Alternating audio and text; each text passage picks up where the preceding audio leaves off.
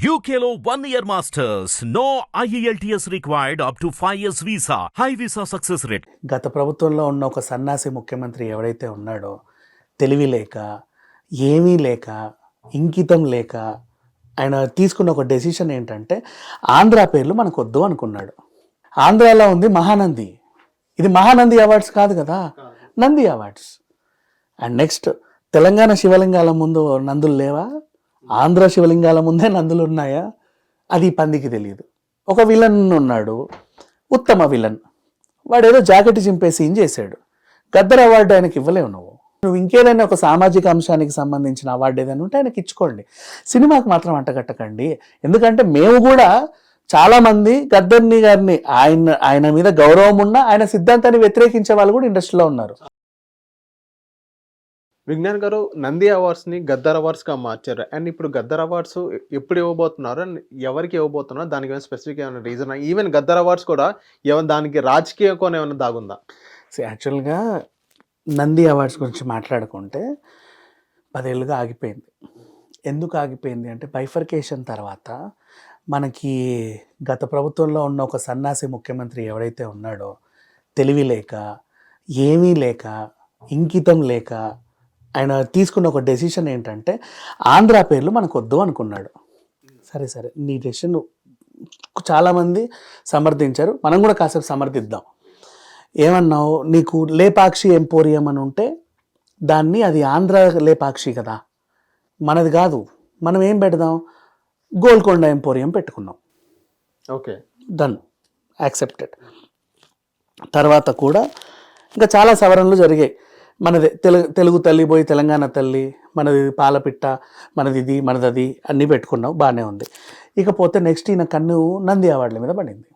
నంది ఆంధ్రాది కదా, మనది కాదు కదా, మనం కొత్త అవార్డులు ప్రకటిద్దాం, హంస పెడదామా లేకపోతే ఇంకేమన్నా హింస పెడదామా, ఏం చేద్దామని ఆలోచించింది. ఆ గాడిద ఆలోచించిన ఆలోచన విధానానికి అక్కడ కట్టుబడిన అవార్డ్స్ ఇప్పటిదాకా రాలా. సీరియస్లీ ఆ దరిద్రానికి తెలియదేమో నిజంగా చెప్పాలి అంటే. ఆంధ్రాలో ఉంది మహానంది, ఇది మహానంది అవార్డ్స్ కాదు కదా, Nandi awards. And next Telangana శివలింగాల ముందు నందులు లేవా, ఆంధ్ర శివలింగాల ముందే నందులు ఉన్నాయా, అది పందికి తెలియదు. అలా ఆలోచించి అక్కడ ఆపేసింది అవార్డ్స్ని. ఆపేసిన తర్వాత వాళ్ళ ఆలోచన విధానం అలా ఉండి ఎప్పుడైతే వీళ్ళు నందిని ఆపేశారో ఆ పెటెంట్ కాస్త ఆంధ్ర వాళ్ళది అయిపోయింది, వాళ్ళే హక్కుదారులు. ఇంకా నువ్వు వద్దన్న వదిలేసావు కదా బైఫర్కేషన్, ఇప్పుడు వీళ్ళకి ఆ హక్కు అలాగే ఉంది, వాళ్ళు దాన్నే కంటిన్యూ చేద్దాం అనుకున్నారు. ఆ పెటెంట్ వాళ్ళ దగ్గరే ఉంది.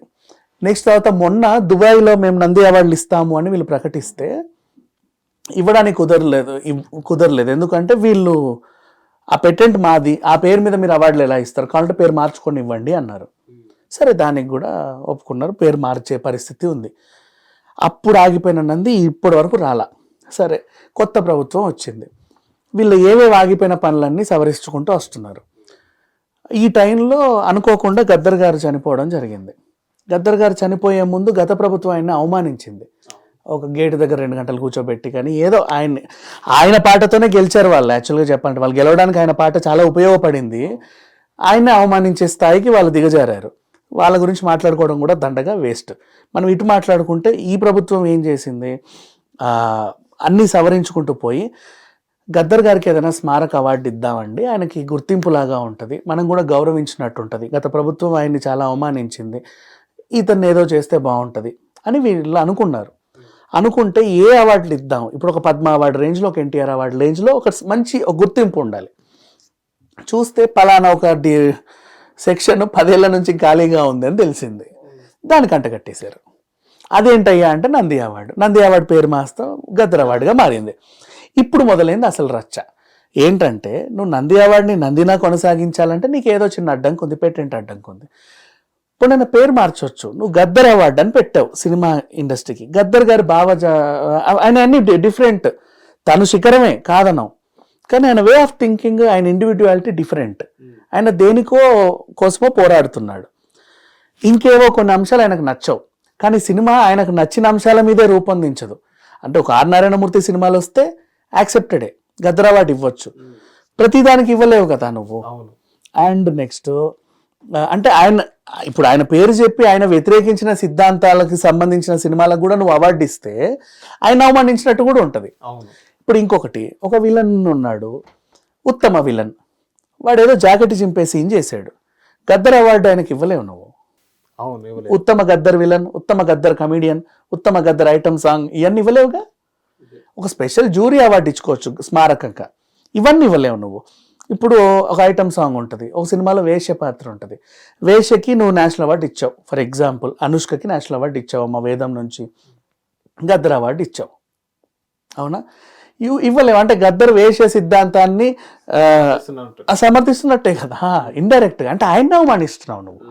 ఆయనకంటూ కొన్ని సిద్ధాంతాలు ఉన్నాయి, ఆయన దాని వేలోనే వెళ్ళాడు, లాస్ట్ వరకు దాని వేలోనే పోరాడాడు, అలాగే గెలిచాడు, అలాగే వీరమరణం పొందాడు, రైట్?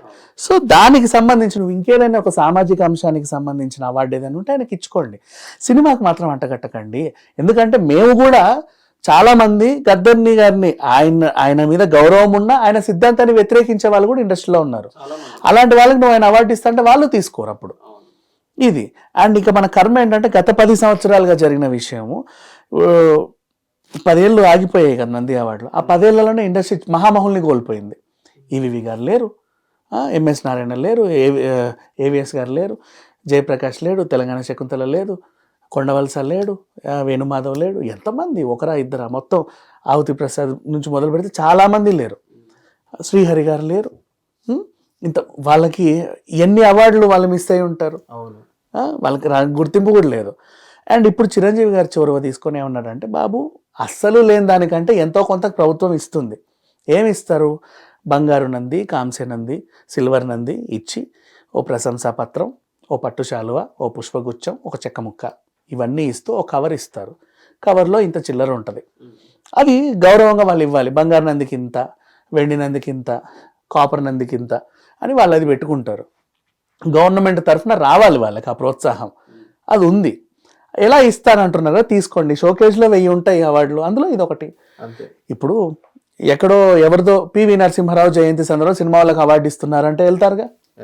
నెక్స్ట్ ఇంకో సందర్భంలో పలానా ఎవరో ఉన్నారంట, ఆయన పెద్ద పోలీస్ ఆఫీసర్ చనిపోయారు, జలగం వెంగళరావు స్మారకోత్సవం, సినిమా వాళ్ళని కూడా పిలిచి కొంచెం సత్కరిస్తున్నారు, వెళ్తావు కదా.